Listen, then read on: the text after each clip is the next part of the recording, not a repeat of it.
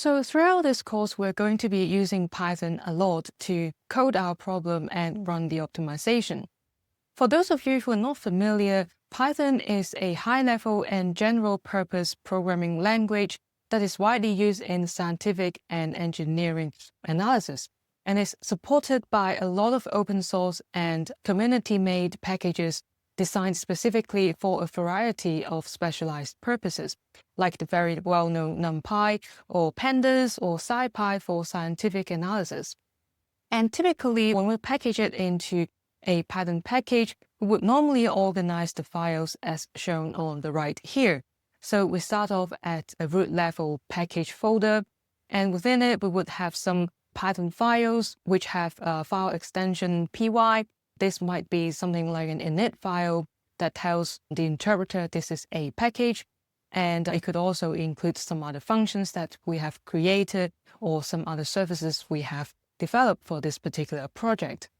And within this project, we would also have something called a requirements.txt, which is one of the most commonly used way in Python to specify what kind of packages you need for your package to work. As an example, I've got in here requirements.txt. I might have some packages called pip or wheel or pillow or setup tools, packaging or NumPy that I require in order for my package to work. And I can also specify the version of that particular package by using the notation equals 22.3.1 for the package pip in here as well.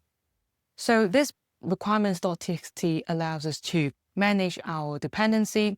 And for the whole project, we can also optionally create a README markdown file that explains how this package is intended to be used, or how to install it, or what are the worked examples of using it as well.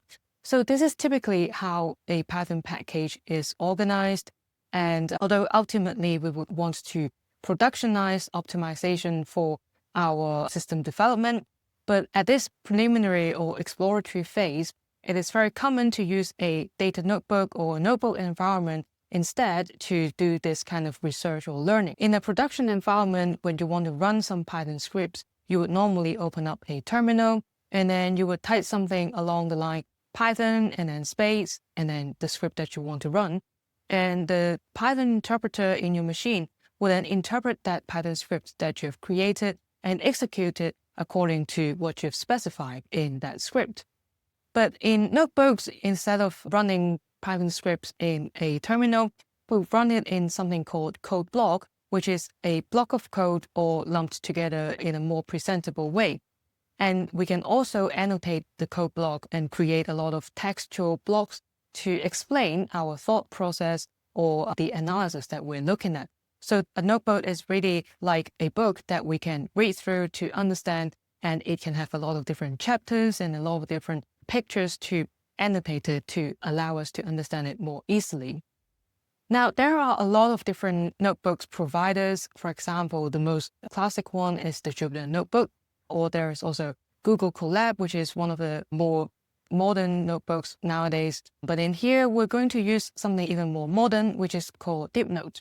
And Deepnote is a cloud-based notebook environment that lets you run the code on a virtual machine somewhere in the world, just right in front of your browser.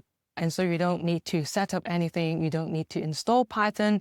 And it doesn't matter if you run it on a Mac like me, or if you run it from a Windows machine, because you're essentially accessing a remote machine somewhere in the world with the setup that can be configured to be the same as the one that I'm using. So we'll remove all of the discrepancies between our different machines, and we're able to ensure a very consistent coding environment. And because in this course, our focus is not on the productionization part, we're really focused on the optimization, the core of how an optimization works and how it can be coded into something a machine can run. So we're not really going to talk a lot about coding best practices and stuff like that, but feel free to look up other software engineering courses if you are interested in that kind of stuff. Once you've acquired the knowledge that we're going to teach throughout this course on the optimization technical algorithm side of things, you can then implement the software engineering part in order to productionize it and integrate it into your workflow in your complex system development. So now that we have some background information about Python and Deepnote, let's go into Deepnote and take a look at how we navigate this user interface. So let's take a look at Deepnote, which you can access through deepnote.com or use the link I provide in the Udemy platform. And it's all completely free. You can register an account right away to access the notebooks we're going to use in this course. Once you've registered for a free account, you should open up to something that looks like this in the homepage of the Deepnote application. With a free account, you will be able to create up to 5 projects, and each project is basically a container for a number of notebooks that you want to work in the same environment. Our course here will be using 1 project only, so it will only take up 1 out of 5 project spaces that you can have in the free tier account. And again, in this user interface, when you first open up Deepnote, you should see something like this, and you would probably be given a welcome project that shows you how to onboard and interact with Deepnote. But with the other link that I have shared in the Udemy platform, which is the project that we're going to use in this course, called the Maps for Design Optimization Introduction project. Once you open up that link, you should see something like this. This right now is a view-only version of the project, so you can't really edit it or run the code. But what you can do is that you can go to this duplicate button here and duplicate this project into your own workspace. So by clicking duplicate project, it will take probably half a minute or so, and then you'll be able to open up to a workable version of the same project. You can feel free to edit the code, write down any notes that you have, and most importantly, execute the code blocks as well. Now let's familiarize ourselves with the user interface of Deepnote. In here, I've opened up the project, and first I'm shown with the first notebook called Visualizing Optimization Problems. And this is what a notebook looks like. You have some textual information with explanations, and then you also have code blocks that can be executed, written in Python code. You can execute the code by clicking this Run button, or if you're on a Mac, you can use Command Enter or Shift Enter to run each of the code blocks as well. Now, on the left-hand side, we have a few different panels in here. The first one is the Notebooks panel. Again, a project is simply a container for multiple notebooks. So in here, I've got a total of 5 notebooks, including the very first init notebook in here, which I'm going to talk more about later on. But let's first look at the other panels in the left-hand side. We have the integration panel, and we also have the files panel, which right now I've got the requirements.txt file in it. But you can also feel free to drag and drop any other files you require for your notebooks into this files session as well. And this requirements.txt right now, I've specified that for this particular project, I've required NumPy, Plotly, and SciPy as my dependencies. So it becomes very handy if you later on want to incorporate some of the code in this project into your own workflow or into your own Python project. You can go straightly to this requirements.txt to understand what packages are required for my code in here. I haven't specified the versions because I want to keep it open-ended, but you can feel free to use the latest versions as well, provided that they don't conflict with each other. We also have the terminal session in here, and finally the machine session that tells you what machine that I'm using to run all of this code.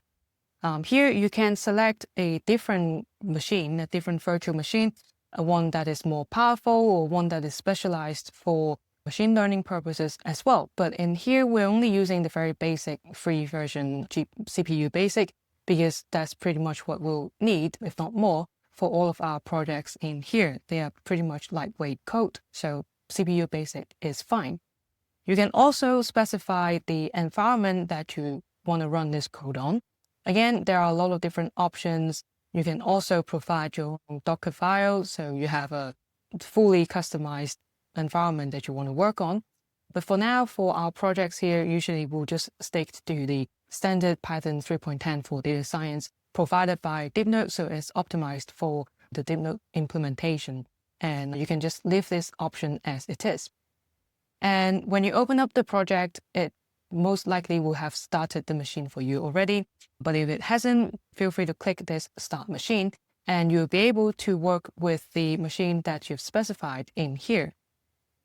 Now let's go to the init notebook. This notebook is a kind of special notebook in Deepnote. That's why you can see there's a Thunderbolt option in here, and it says that it is a configuration notebook that runs every time you start up the project. So if you remember, because we're using a virtual machine somewhere in the world, we're simply accessing that machine through this browser interface. Every time we start up the project by clicking on this Start Machine here is a new machine. So the previous variables, the previous values, the previous data will not persist unless you put them in the files section in here. So you need to treat it as a brand new machine. And that's why we need to install the packages that we require every time we start up the project. And the code to install those dependencies, we can put them in this init notebook because it runs every time during machine startup. So we can put some code like this right here to install our requirements, or you can put other code like to clean up some files in here as well. So this is a way to make sure that you're always working with the same consistent environment for all of your projects, for all of your notebooks. So again, if you want to try out using Deepnote, feel free to click onto this Print Hello World code block and then click the Run button, or you can Shift Enter or Command Enter if you're on a Mac. And this should now output something like Hello World for you, showing that it has executed this code block. And this is pretty much what Deepnote looks like. And feel free to play around with Deepnote by creating other code blocks and running your own code. It's pretty straightforward and it's the same as other notebooks if you've experienced running them as well. If you have any problems, feel free to give me a message on Udemy and I'll try my best to answer them as well. Now that we are familiar with Deepnote's user interface, how to navigate it, let's move on to the next lesson where we'll learn about formulating a design optimization problem.